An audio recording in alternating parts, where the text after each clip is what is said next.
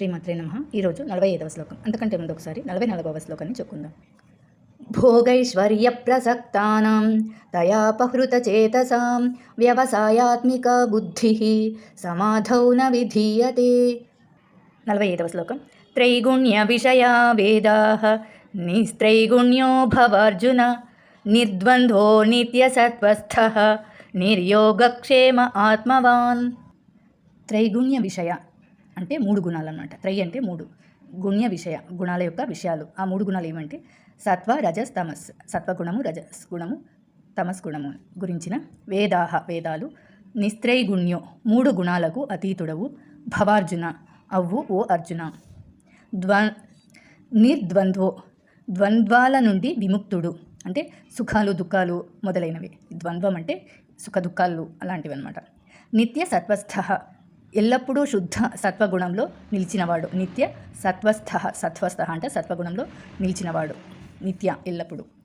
నిర్యోగక్షేమ పొందడము కాపాడడము. యోగక్షేమ యోగాలు అంటే పొందడము, క్షేమ అంటే కాపాడడము అని ఆందోళన లేనివాడు. నిర్యోగక్షేమ పొందడము కాపాడడము అనే ఆందోళన లేనివాడు.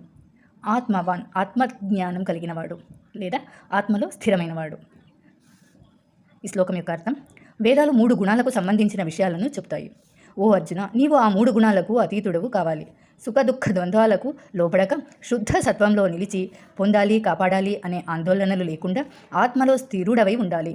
అంటే సత్వ, రజస్, తమస్ అనేవి ప్రకృతి యొక్క గుణాలు.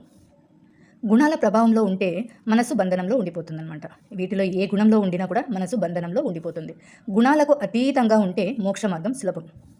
యోగక్షేమం అంటే పొందడం, కాపాడటంపై అధిక చింతన ఉంటే ఆధ్యాత్మిక ఏకాగ్రత అడ్డంకి అంటే ఆధ్యాత్మిక ఏకాగ్రతకు అడ్డంకుగా మారుతుంది యోగక్షేమం అనేది అధిక చింతన చేస్తే. శ్లోకాన్ని ఇంకొకసారి చెప్పుకుందాం. త్రైగుణ్య విషయా వేదాః నిస్త్రైగుణ్యో భవార్జున నిర్ద్వంద్వో నిత్య సత్వస్థః నిర్యోగక్షేమ ఆత్మవాన్. 46వ శ్లోకాన్ని రేపు చెప్పుకుందాం.